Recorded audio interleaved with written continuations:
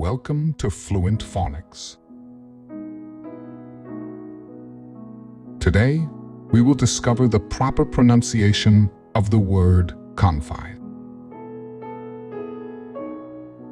Confide. Confide. Confide.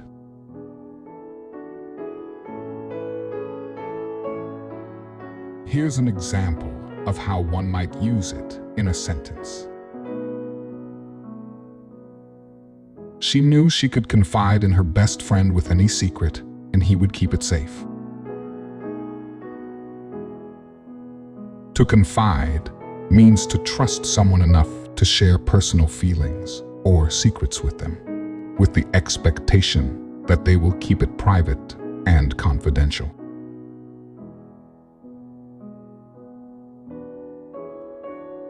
Thank you for your time. If you enjoyed this, please like and subscribe for further content.